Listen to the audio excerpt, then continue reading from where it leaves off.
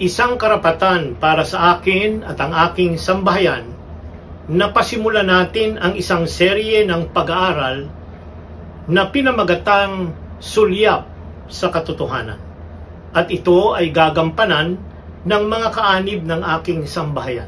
Tunay na pinaniniwalaan namin na ang matatag na pamilya, pundasyon ay Biblia. Sa pananaw ng sambahayan o ng pamilya ay ating ipapaliwanag, ipapahayag at ipapangaral ang mga katotohanang ating matutuklasan mula sa mga paksa na ating titignan sa lingguhang pag-aaral ng paaralang pansabado ng ating iglesia, ang Adventista del Septimo Dia, na nakatuon at nakabatay sa banal na kasulatan. Ang ating pong pag-aaral ay bibigyan ko ng maikling introduksyon o pasimulang mga pananalita sapagkat ito po ang unang bahagi ng serye ng ating pag-aaral. Unang-una, mapapansin po ninyo na ang ating pag-aaral ay mayroong tips o mga suggestion kung paano ating titignan at pag-aaralan ng mas malalim ang lingguhang paksa na ating tinatalakay. Pagkatapos noon ay ating titignan ang mga talata na ating dapat ay pansinin at pagtuunan ng pansin na mula sa banal na kasulatan, lalong-lalo na yung tinatawag nating talatang sauluhin. Bago po tayo magpatuloy, inaanyayahan ko po kayo sa isang tanging panalangin. Mapagpalang Diyos na nasa mga langit, narito po kaming muli na inyong mga anak, 10 ng aming mga sambahayan na lumalapit sa inyo upang minsan pa kilalanin ka bilang Diyos na makapangyarihan sa lahat, na lumalang sa amin at nagligtas at nagbigay ng pagkakataong makilala ka sa pamamagitan ng aming Panginoong Hesus.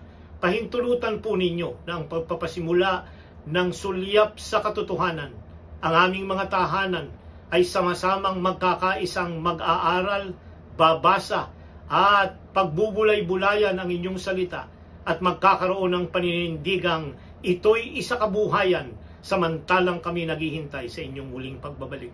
Pagpalain po ninyo ang bawat isa na makikibahagi sa aming pag-aaral.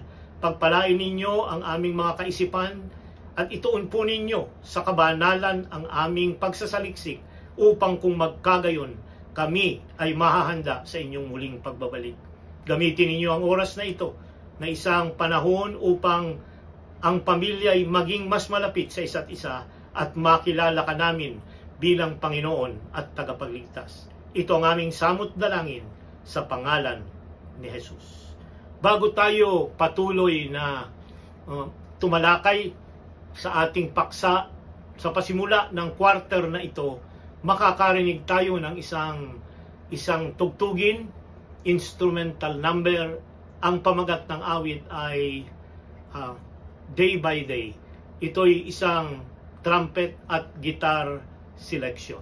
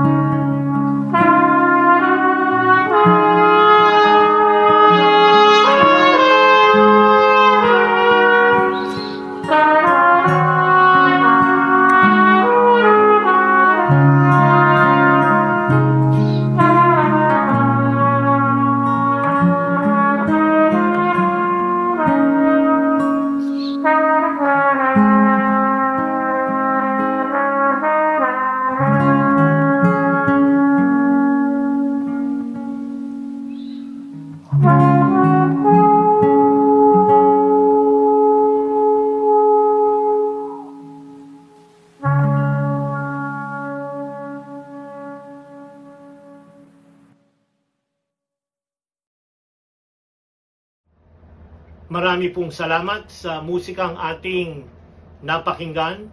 Nawa ito'y magdala sa atin ng kapayapaan ng kaisipan at ng pagtatalaga na ang Diyos ang kasama natin sa ating pang-araw-araw na pamumuhay, bagamat maraming pagsubok, kahirapan at mga di natin ine-expect na maaaring mangyari, subalit alam natin at tiyak na ang Diyos ay kasama natin. Di niya tayo iiwan. Marahil sasabihin ninyo ay, bakit nag-iisa si Pastor Idioma sa kanyang unang serye ngayong araw na ito? Unang-una sa lahat, ang prinsipyong nais ko pong dalahin ay ang ama ng tahanan ay siyang pari at siyang magdadala sa buong sambahayan ng pag-worship, pagsamba at pagtatalaga sa Diyos sa araw-araw na ginawa niya para sa atin. Kaya nga po, ako'y nag-iisa sa seryeng ito sapagkat bilang ama, bilang pari ng sambahayan, ay siya ako ang mayroong karapatan at ako ang mayroong bigatin na dapat ay dalahin natin ang ating mga sambahayan sa Panginoon. Kayo po'y aking hinahamon, ang mga ama ng tahanan, na tayo ang manguna sa ating pagsamba, pag-worship, at pag-aawitan at pag-aaral ng salita ng Diyos. Bago tayo tuluyang pumalaot sa ating pag-aaral, ay nais ko pong inyong pansinin na sa pagpapasimula ng ating paaralang pansabado na study guide, ay mapapansin ninyo ang isang bagay na nais ko pong idiin, at ito'y ididiin ko tuwing tayo'y magpupulong. Ang una pong mapapansin ninyo na sa Sabado ng hapon, Sabbath afternoon, ang sabi doon, ay babasahin ang mga talata na dapat ay tuloy-tuloy nating basahin. Hindi po yung ata-atado sa bawat gabi. Dito nagkukulang tayo. Hindi natin sinusunod yung guide sapagkat ang guide ay nagsabing read for this week's study. Ano yung mga babasahin na dapat na galing sa salita ng Diyos na pinatnubayan ng banal na Espiritu? Ididiin ko po na sa unang paksa o unang linggo ng ating pag-aaral ay meron pong 5 mga bahagi ng banal na kasulatan na dapat nating pagtuunan ng pansin na siyang focus ng ating pag-aaral ngayong linggo. Ang una ay sa mga Gawa, Kapitulo 13, ang talatay 1 hanggang 5 at talatang 13. Ang sumunod ay ang Gawa 15, 36 hanggang 39. At ang ikatlo ay ang Marcos Kapitulo 1, talatang 1 hanggang 15 at 2 mga talata sa Lubang Tipan mula kay Isaiah Kapitulo 40, talatang 3 at Daniel Kapitulo 9, 24 hanggang 27. Huwag po kayong papalaot, babasahin ang mga komentaryo at mga tanong hanggat hindi po natin nababasa ang mga talatang ito at ano ang kaugnayan nito sa mga talata pang magkakasama na sinabing babasahin ngayong linggo. Inaasahan ko po na kayo'y maghahanap ng panahon ngayong linggo na basahing diretsyo kung hindi man Sabado ng hapon yung mga talata na naritong binanggit. Ikalawa na nais kong inyong pansinin sa ating pag-aaral ay yung susing talata o yung talatang sauluhin. Ito po'y masusumpungan sa Marcos Kapitulo 1. Ang talata ay 14 hanggang 15. Ganito po ang sabi: pagkatapos madakip si Juan, pumunta si Jesus sa Galilea na ipinangangaral ang Ebanghelyo ng Diyos, na sinasabi, naganap na ang panahon at malapit na ang kaharian ng Diyos. Kayo'y magsisi at manampalataya sa Ebanghelyo. Now, bakit po ito ang napili ng author ng ating diksyon na maging susing talata? Pansinin po ninyo, ang pamagat ng ating leksyon ngayong linggo ay ang pasimula ng Ebanghelyo. At pagpasimula, nais ko pong pansinin, merong time period na kanyang idinidiin dito. Pagkatapos madakip si Juan. Sino pong Juan ang tinutukoy dito? Ang Juan Bautista, ang pinsan ng ating Panginoong Jesus. Ito yung tinutukoy dito. So, pagkatapos siyang madakip, merong time element po dito. After he was what? Arrested. Sino yon? Si Juan Bautista. Ano nangyari? Pumunta si Jesus. Pansinin po ninyo, pumunta hindi ang Kristo kundi ang Jesus. Ang ginamit na pangalan dito naka-address sa ating Panginoon ay Jesus. Now, kung titingnan ninyo sa mga sulat ni Mateo, ang pangalang Jesus, ang ibig sabihin, kanyang ililigtas ang kanyang bayan mula sa kanilang mga kasalanan. Saan pumunta ang Jesus? Sa Galilea. Saan nagpasimula ang kanyang ministeryo o yung Ebanghelyo na kanyang ipapangaral at kabahagi ng kanyang pagtuturo? Sa Galilea. So doon po siya nagpasimula. The Galilean ministry of our Lord, anong ginawa niya? Ipinangaral. At hindi lang yun nangaral, sa mga susunod na leksyon natin next week, siya ay nagpagaling. At siya ay hindi lamang nagpagaling, nagturo sa tatlong bahagi yung kanyang pinasimulang ministeryo o yung Ebanghelyo niya. Inangangaral, nagpapagaling, at nagtuturo ng tamang mga turo mula sa kanyang ama na kanyang tinanggap sa kanyang pagtuturo. So, maganda pong ating tunghayang muli. Ano ang kanyang itinuturo? Naganap na ang panahon, malapit na ang katotohanan ng Diyos. Ano daw? Ipinangaral ang Ebanghelyo ng Diyos. Marahil ay sasabihin niyo, ano ba yung Ebanghelyo? Ebanghelyo ay mabuting balita. Ano yung mabuting balita? Na ang Diyos ay ano daw? Magsisi kayo't manampalataya sapagkat malapit na ang kanyang kaharian. Yung kaharian po rito ay, ang ibig sabihin, paghahari ng Diyos. The reign of God. Saan? Sa ating mga buhay. Dalawa ang kaharian ng Diyos na nais nating maunawaan. The kingdom of grace and the kingdom of glory. Nang narito ang ating Panginoong Hesus na nagkatawang tao sa balat ng lupa, ang kaharian ng biyaya ang kanyang nais. Kayo at akong maging kaanib. Upang ihanda tayo sa kanyang kaharian ng kalwalhatian, the kingdom of glory, at yun ay yung pagdating ng kanyang kaharian na kanyang itatatag dito sa lupa.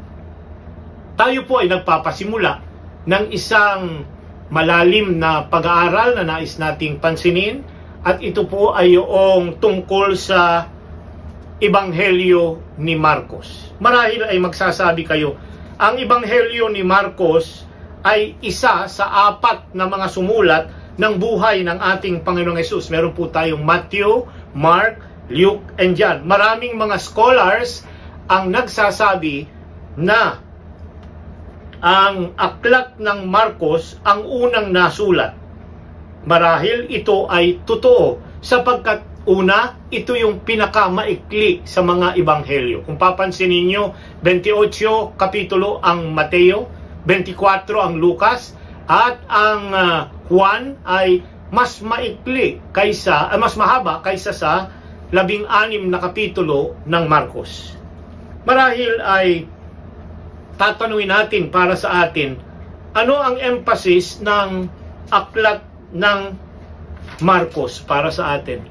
Ang sabi ni Ellen White, there is a variety in a tree. Pansinin po ninyo, there are scarcely two leaves just alike, yet this variety adds to the perfection of the tree as a whole. In our Bible, we might ask, why need Matthew, Mark, and Luke, and John in the Gospel?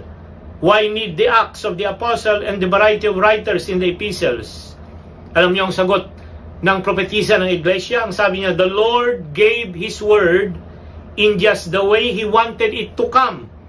He gave it through different writers, each having his own individuality, though going over the same history. Selected Messages, Book 1, page 21. Ano daw ang sabi?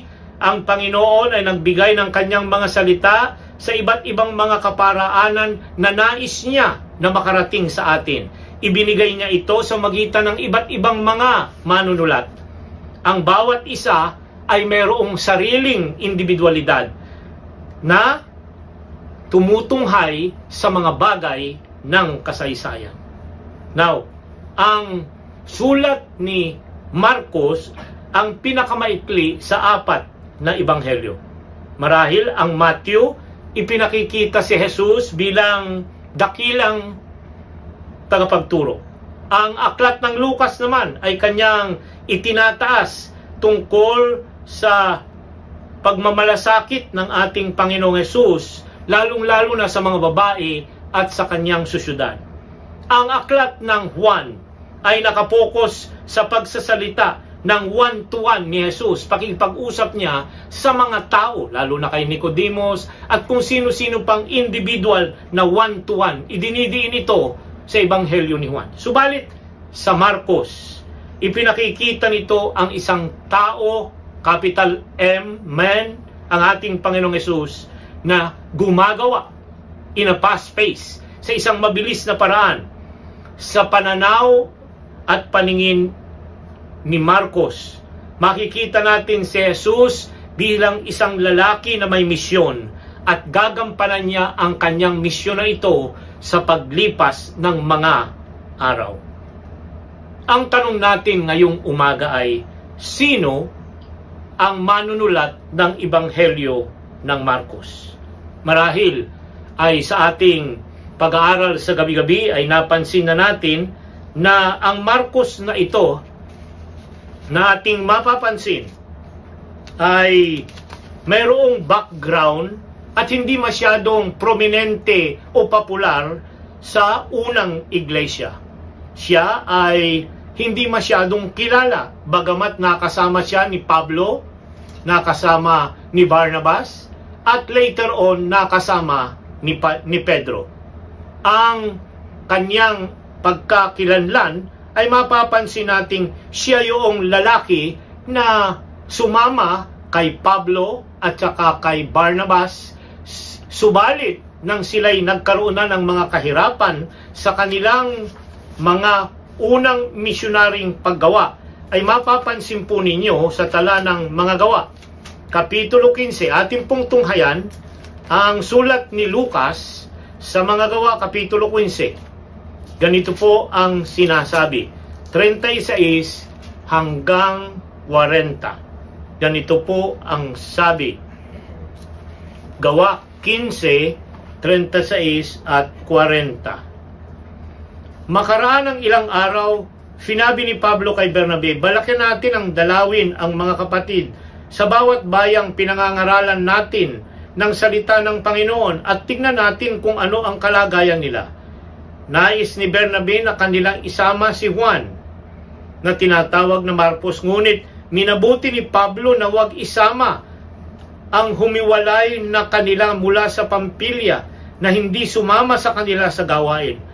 At nagkaroon ng mainitang pagtatalo anupat sila'y naghiwalay at isinama si Bernabe ni Marcos at naglayag patungo sa Cyprus.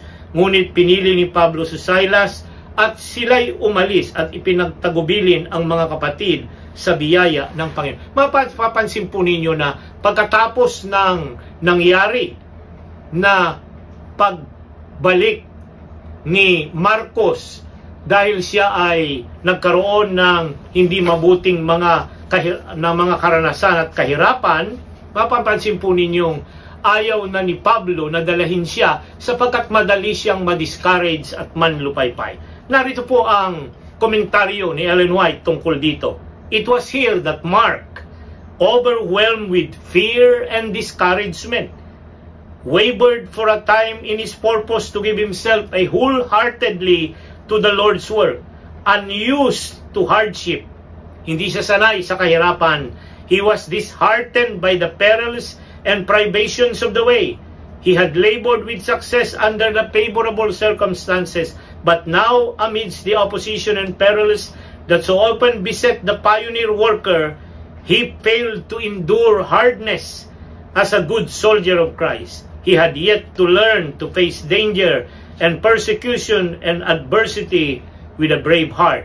As the apostles advanced and still greater difficulties were apprehended, Mark was intimidated and, losing all courage, refused to go farther and returned to Jerusalem. Ito yung aktual na nangyari dito sinatabi nating failed missionary. Bakit po failed? Umatras siya, tumalikod dahil sa mga kahirapang kanyang naranasan. Subalit, papansinin po ninyo na hindi na natili doon si Marcos. Sa mga tala sa 2 Timoteo 4:11, ating pong basahin ang sabi sa tala at sulat ni Apostol Pablo sa mga kay Timoteo. Sa 2 Timoteo Kapitulo 4, ang talata ay 11. Ang sabi, si Lucas lamang ang kasama ko. Sunduin mo si Marcos at isama mo sapagkat siya'y kapaki-pakinabang sa akin sa ministeryo. Naririto ang pagbabagong kaisipan ni Apostol Pablo na kanyang itinala sa kanyang sulat kay Timoteo tungkol kay Dr. Lucas at kay Marcos. Ang sabi niya, kanyang inatasan si Lucas na isama si Marcos sapagkat siya ay kapaki-pakinabang. Yung dating kabataan na tumalikod, nanlupaypay, binigyan ng pagkakataon ng Panginoon, binigyan ng pagkakataon ni Pablo upang siya'y magpasimula at manatiling nagtatapat na lingkod ng Panginoon. Kumusta kayo at ako? Tayo ba ay nagiging instrumento pala ang mga ibang nanlulupaypay ay magpatuloy na maglingkod? O sasabihin natin, walang kwenta yan, yan ay pabayaan na ninyo at yan ay madaling manlupaypay, siya ay madaling madiscourage at kung ano-ano pa. Tayo, kayo mga kapatid, kayo at ako ay mayroong gagampanan upang magpalakas sa mga lalaki at babae na kung minsan nanlulupaypay sa paglilingkod sa Panginoon. Atin naman ngayong tunghayan kung ano ang kaibahan ng sulat ni Apostol Marcos sa mga ibang ibanghelyong sumulat dito. Pansinin po natin ang Marcos 1:1. Narito po ang pahayag ng pasimula ng Ebanghelyo.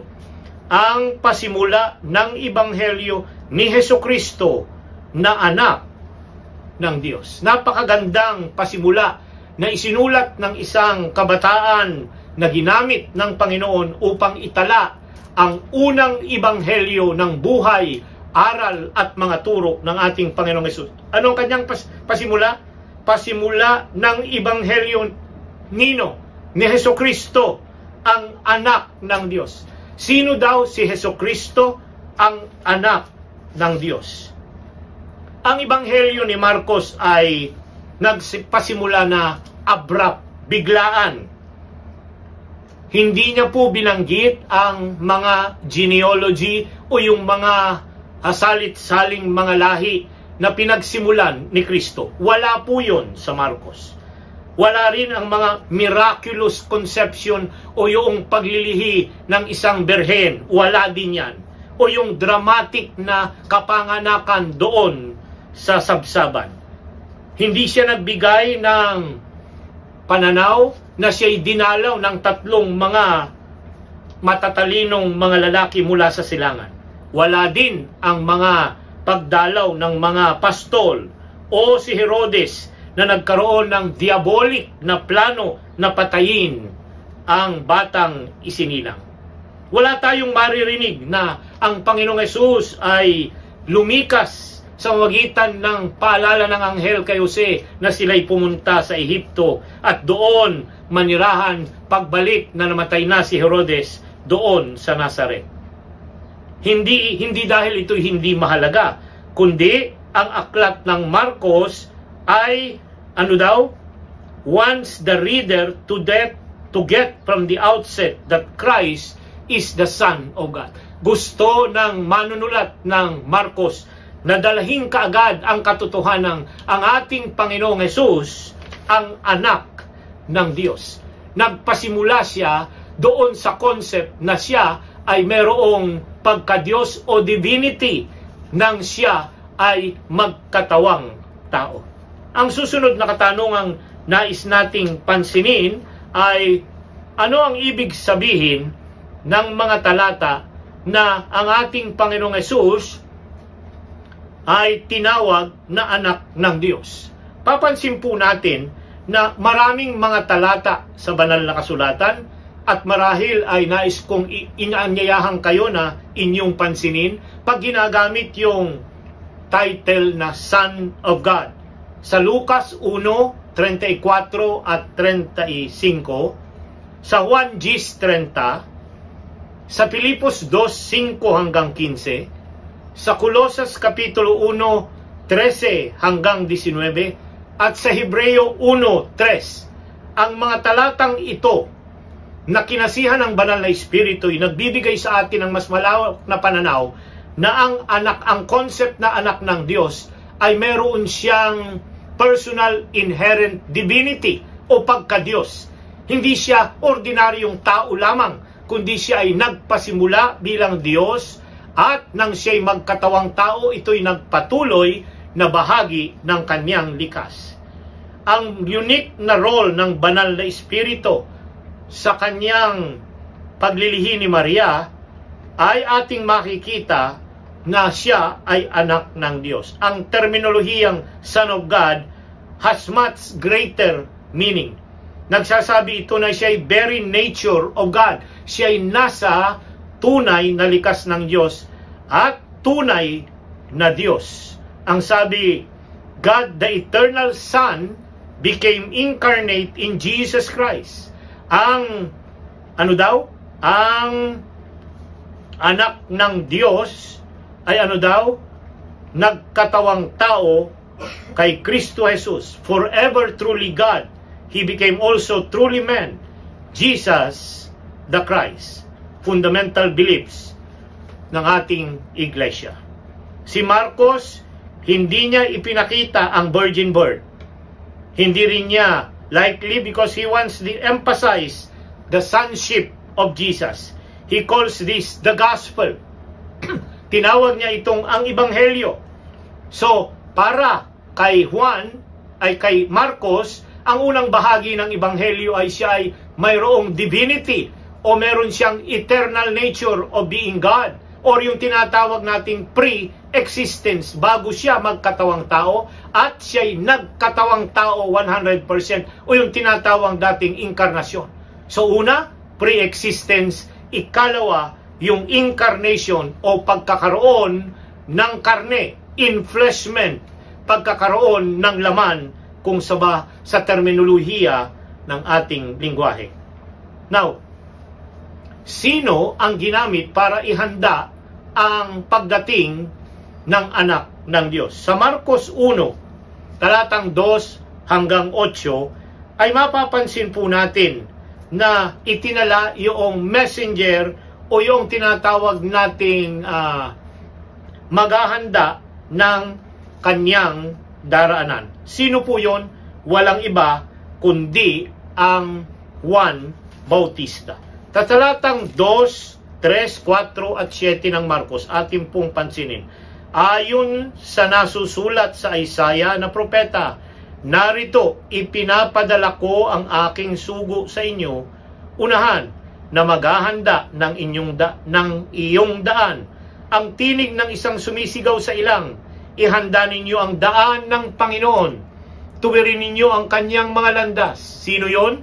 Talatang 4, si Juan na tagapagbautismo'y dumating sa ilang at ipinangaral ang bautismo ng pagsisisi at ikapapatawad ng mga kasalanan. 7, at siya'y nangangaral na nagsasabi, dumarating na kasunod ko ang higit na makapangyarihan kaysa akin. Hindi ako karapat dapat yumukod at magkalag ng tali ng kanyang mga sandalyas. Narito yung hula ni Isaiah na messenger na dadalahin at maghahanda ng daraanan at pagbabalik ng ating Panginoong Hesus. Doon yung kanyang pagkakatawang tao, walang iba kundi si Juan Bautista. Ano ang ine-emphasize ng talatang ating binasa? Ang larawang ito'y nagpapakita ng road building, yung gumagawa ng kalsada. Just as today, may mga inhinyero tayo na nagko-construct ng mga highway, binubutas ang mga bundok at dinatabunan yung mga malalalim na bahagi para patagin ang daraanan at highway na kanyang gagawin. Ituwid din ito. Ganon din si Juan Bautista. He is the road builder para kay Jesus.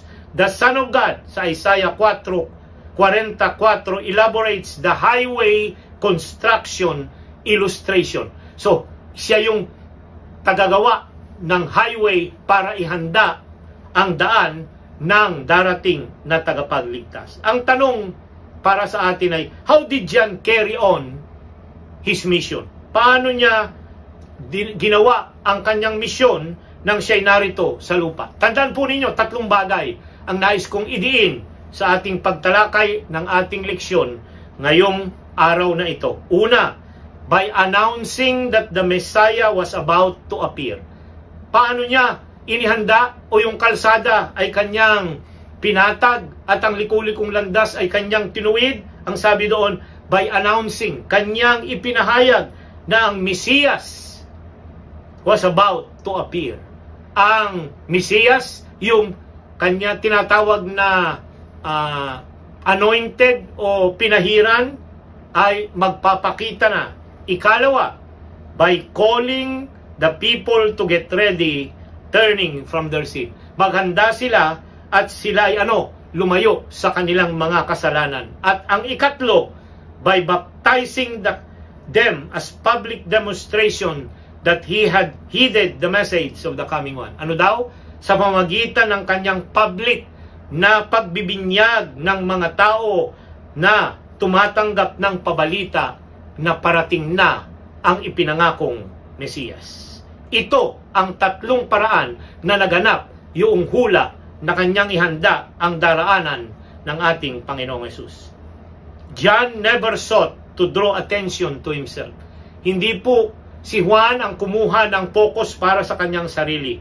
Subalit, papansinin po ninyo, ang mga tao ay kanyang itinuro sa Kristong darating. Ang sabi niya, He must increase, but I must decrease. John 3:30. Tayong mga Adventista ay naniniwala na si Juan Bautista ay ibinangon ng Diyos, tinawag sa isang prophetic magdala ng pabalitang si Jesus ay parating na. Ikaw at ako'y meron ding prophetic message na dapat dalahin sa mga tao. Ang Kristo'y babalik ng muli, hindi sa unang pagkakataon, kundi sa ikalawang pagkakataon, sapagkat ang Kristong na isinilang, nabayubay doon sa krus at umakyat sa langit, ay kinakailangang ipahayag na muli na babalik para sa inyo at para sa akin. Now, ang tanong ay, kung ating ihahambing ang tala ni Marcos doon sa 3 pang ebanghelyo, lalong-lalo na doon sa baptism ng ating Panginoong Hesus, ano ang ating makikitang pagkakaiba o parallel o advantage ng mga ito? Pansinin po natin sa Mateo 3, Marcos 1, 4-11, Lucas 3, 1-22, at Juan 1, 6-8, ay narito yung mga tala na nabinyagan ng ating Panginoong Hesus ni Juan Bautista. Ang tala ni Juan sa Mark tungkol sa pagbibinyag sa ating Panginoong Hesus. Ang pinakamaikli, subalit siya ang nakapokus kay Jesus bilang anak ng Diyos. John parts the story is twofold. Dalawa ang bahagi ng kanyang istorya. Siya ang forerunner o yung tagapaghanda ng dadaanan ng Misaya at siya yung magbibinyag sa Misaya. Mark tells us nothing about the circumstances of John's birth, kagaya din ni Lucas. He's saying nothing of the later work of the Baptist, na gaya ng Matthew at John.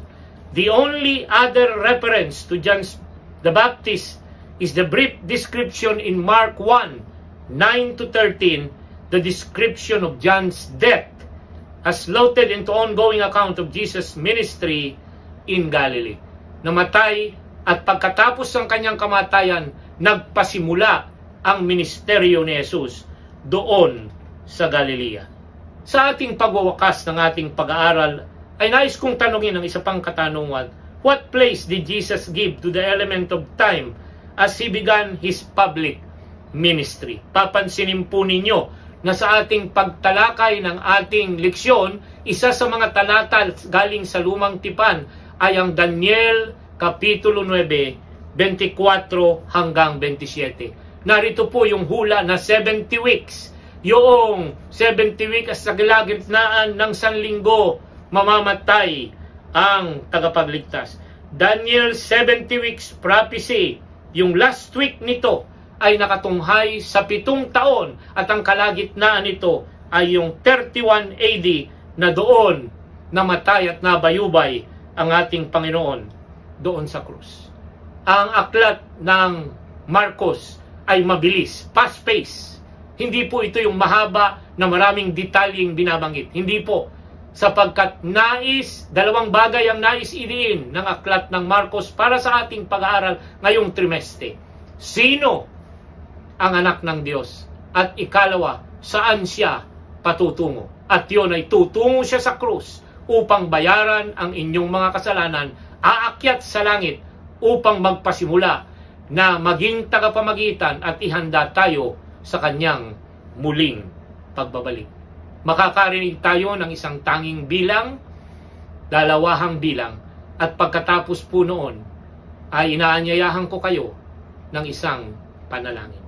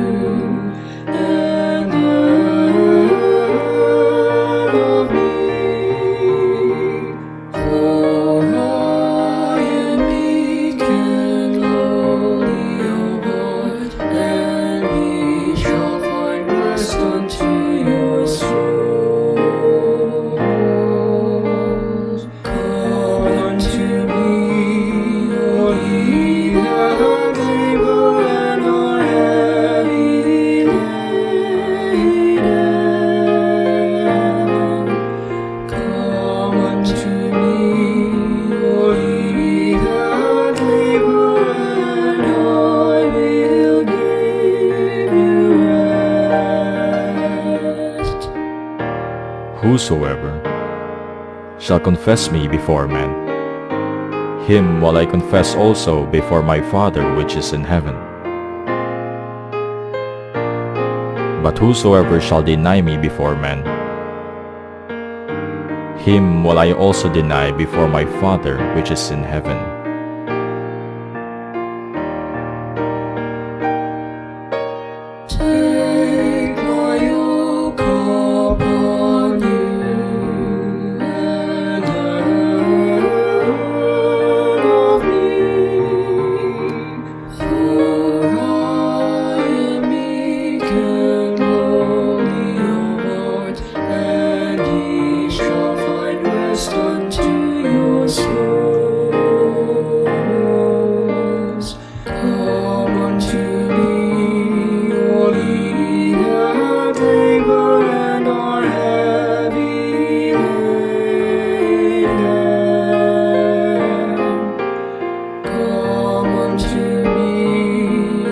the day when I will give you rest. Oh, my yoke is easy and my burden is light. For my yoke is easy and my burden is light. My burden is light.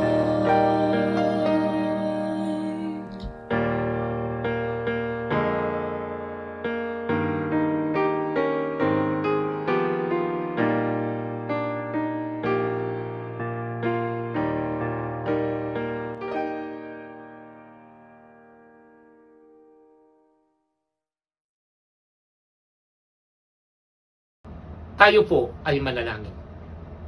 Mapagpalang Diyos na nasa mga langit, napakabuti po ninyo na ipinagkaloob hindi lamang isa kundi 4 na ebanghelyo na isinulat ng 4 na mga lalaki na mayroong iba't ibang mga pananaw sa buhay, turo, aral at ministeryo ng aming Panginoong Hesus. Binubuo nito ang mas malalim na pagkaunawa at pananaw kung sino siya sa aming mga buhay.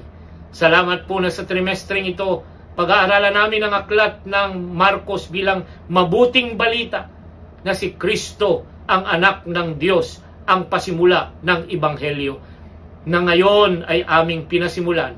Nagbibigay sa amin ng hamon na kinakailangan naming ihanda kagaya ni Juan Bautista na inihanda ang kanyang unang pagparito, kaming nananampalataya sa kanya, tinubos ng kanyang biyaya.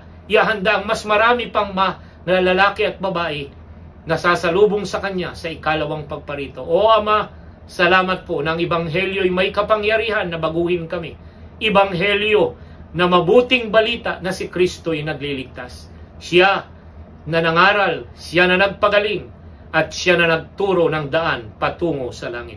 Kahintulutan po ninyo kami na mahalin ang inyong salita at bilang mga sambahayan, malakilala ka namin ang lubusan at lalo naming mahalin ang pag-aaral ng inyong salita. Pagpalain ang bawat sambahayan na makikisama sa amin sa pag-aaral na ito sa trimestreng ito ng aklat at ebanghelyo ni Marcos sa pangalan ng aming Panginoong Hesus.